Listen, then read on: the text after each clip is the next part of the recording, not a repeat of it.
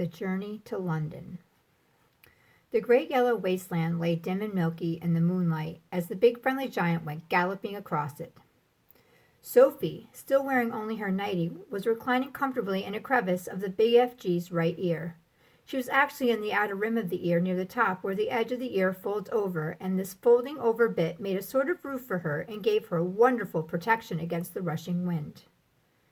What is more, she was lying on skin that was soft and warm and almost velvety. Nobody, she told herself, had ever traveled in greater comfort. Sophie peeped over the rim of the ear and watched the desolate landscape of giant country go whizzing by. They were certainly moving fast. The BFG went bouncing off the ground as though there were rockets in his toes, and each stride he took lifted him about 100 feet into the air. But he had not yet gone into the whizzing top of gear of his when the ground became blurred by speed and the wind howled and his feet didn't seem to be touching anything but air. That would come later. Sophie had not slept for a long time. She was very tired. She was also warm and comfortable. She dozed off. She didn't know how long she slept, but when she woke up again and looked out over the edge of the ear, the landscape had changed completely. They were in a green country now, with mountains and forests. It was still dark, but the moon was shining as brightly as ever. Suddenly, and without slowing his pace, the BFG turned his head sharply to the left. For the first time during the entire journey, he spoke a few words. "Look, quick, quick, over there," he said, pointing his long trumpet. Sophie looked in the direction he was pointing. Through the murky darkness, all she saw at first was a great cloud of dust, about 300 yards away. "Those is the other giants all galloping back home after their guzzle," the BFG said. Then Sophie saw. In the light of the moon, she saw all 9 of those monstrous half-naked brutes thundering across the landscape together. They were galloping in a pack, their necks craned forward, their arms bent at the elbows, and worst of all, their stomachs bulging. The strides they took were incredible. Their speed was unbelievable. Their feet pounded and thundered on the ground and left a great sheet of dust behind them. But in 10 seconds, they were gone. "A little girlsies and boysies is no longer sleeping in their beds tonight," the BFG said. Sophie felt quite ill. But this grim encounter made her more than ever determined to go through with her mission. It must have been about an hour or so later when the BFG began to slow his pace. "We is in England now," he said suddenly. Dark though it was, Sophie could see that they were in a country of green fields with neat hedges in between the fields. There were hills and trees all over them, and occasionally there were roads with the lights of cars moving along. Each time they came to a road, the BFG was over it and away, and no motorist could possibly have seen anything except a quick black shadow flashing overhead. All at once, a curious orange-colored glow appeared in the night sky up ahead of them. "We is coming close to London," the BFG said. He slowed to a trot. He began looking about cautiously. Groups of houses were now appearing on all sides, but there were still no lights in their windows. It was too early for anyone to be getting up. "Someone's bound to see us," Sophie said. "Never is they seeing me," the BFG said confidently. "You is forgetting that I is doing this sort of thing for years and years and years. No human being is ever catching even the smallest wink of me." "I did," Sophie whispered. "Ah," he said, "yes, but you was the very first." During the next half hour, things moved so swiftly and so silently that Sophie, crouching in the giant's ear, was unable to understand exactly what was going on. They were in streets. There were houses everywhere. Sometimes there were shops. There were bright lights in the streets. There were quite a few people about, and there were cars with lights on, but nobody ever noticed the BFG. It was impossible to understand quite how he did it. There was a kind of magic in his movements. He seemed to melt into the shadows. He would glide. That was the only word to describe his way of moving. He would glide noiselessly from one dark place to another. Always moving, always gliding forward through the streets of London, his black coat blending with the shadows of the night. It is quite possible that 1 or 2 late-night wanderers might have thought they saw a tall black shadow skimming swiftly down a murky side street, but even if they had, they would never have believed their own eyes. They would have dismissed it as an illusion and blamed themselves for seeing things that weren't there. Sophie and the BFG came at last to a large place full of trees. There was a road running through it, and a lake. There were no people in this place, and the BFG stopped for the first time since they had set out from this cave. many hours before. "What's the matter?" Sophie whispered in her under-the-breath voice. "I is in a bit of a puddle," he said. "You're doing marvelously," Sophie whispered. "No, I isn't," he said. "I is now completely boggled. I is lost." "But why?" "Because we is meant to be in the middle of London, and suddenly we is in green pastures." "Don't be silly," Sophie whispered. "This is the middle of London. It's called Hyde Park." "I know exactly where we are." "You was joking." "I'm not. I swear I'm not. We're almost there." "You mean we is nearly at the Queen's Palace?" cried the BFG. "It's just across the road," Sophie whispered. "This is where I take over." "Which way?" the BFG said. "Straight ahead." The BFG trotted through the deserted park. "Now stop." The BFG stopped. "You see that huge roundabout ahead of us just outside the park?" Sophie whispered. "I see it." "That is Hyde Park Corner."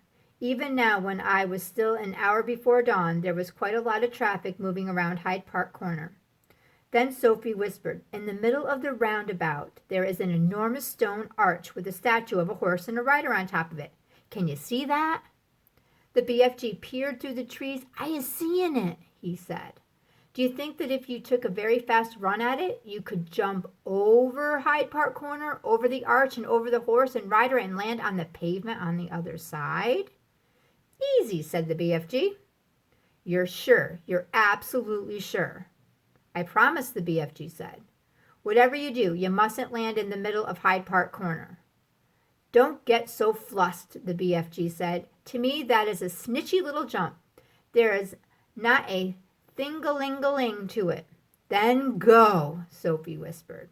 The BFG broke into a full gallop.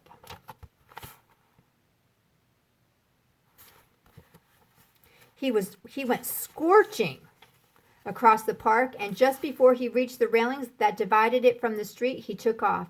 It was a gigantic leap. He flew high over Hyde Park Corner and landed as softly as a cat in the pavement on the other side. "Well done," Sophie whispered. "Now, quick, over that wall."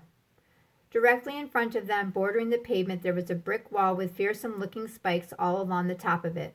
A swift crouch, a little leap, and the BFG was over it. "We're there," Sophie whispered excitedly. "We're in the Queen's back garden." The palace. "By gumdrops," whispered the big friendly giant. "Is this really it?" "There's the palace," Sophie whispered back. Not more than 100 yards away, through the tall trees in the garden, across the mown lawns and the tidy flower beds, the massive shape of the palace itself loomed through the darkness. It was made of whitish stone. The sheer size of it staggered the BFG. "But this place is having 100 bedrooms at least," he said. "Easily, I should think," Sophie whispered.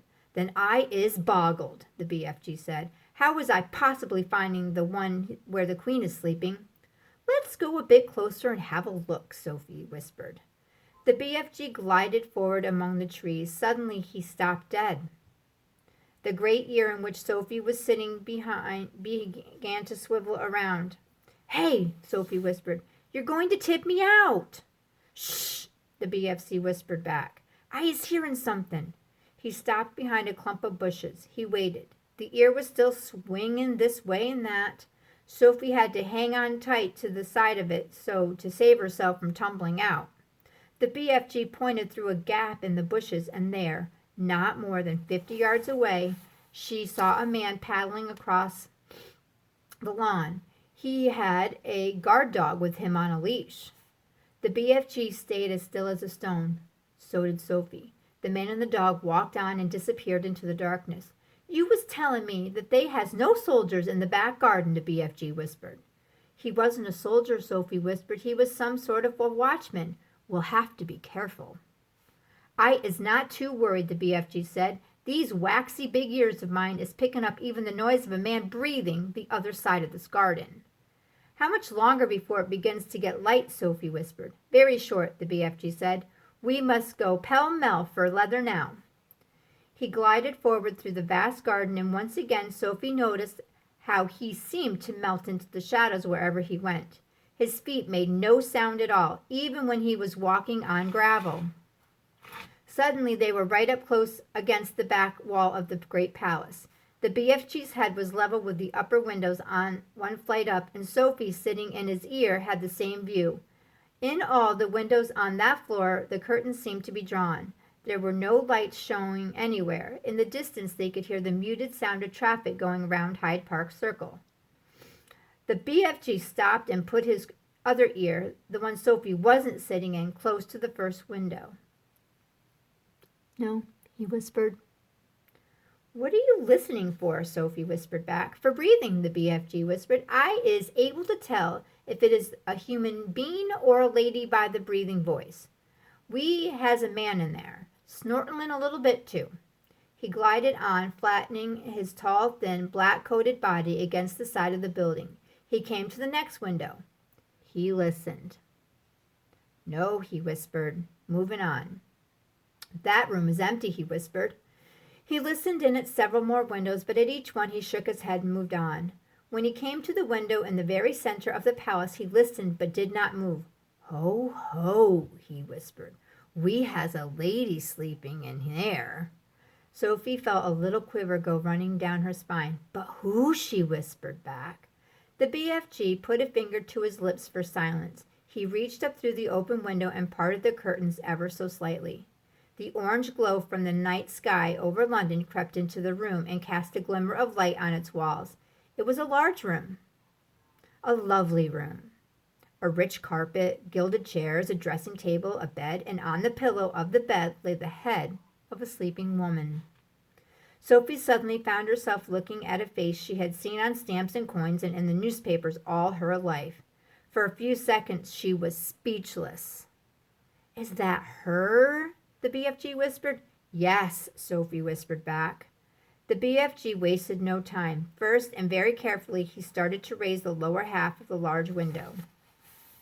The BFG was an expert on windows. He had opened thousands of them over the years to blow his dreams into children's bedrooms. Some windows got stuck, some were wobbly, some creaked. He was pleased to find that the Queen's window slid upward like silk.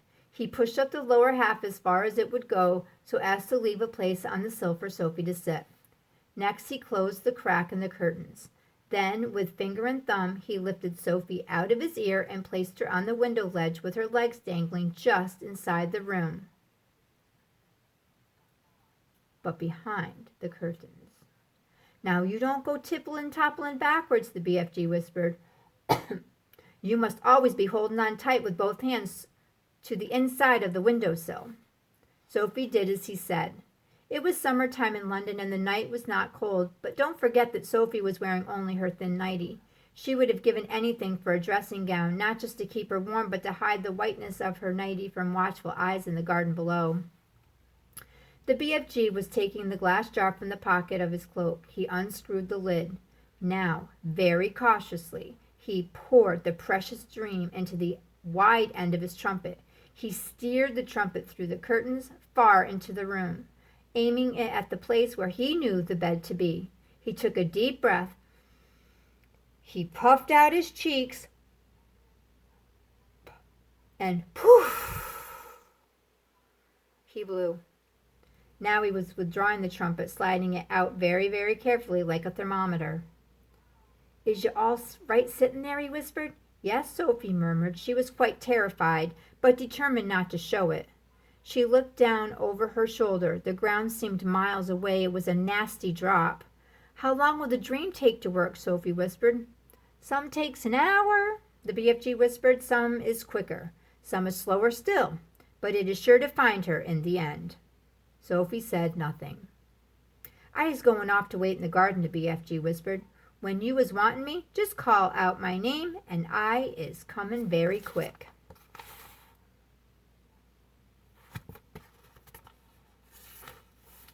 "Will you hear me?" Sophie whispered. "You was forgetting these," the BFG whispered, smiling and pointing to his great ears. "Goodbye," Sophie whispered. Suddenly, unexpectedly, the BFG leaned forward and kissed her gently on the cheek. Sophie felt like crying. When she turned to look at him, he was already gone. He had simply melted away into the dark garden.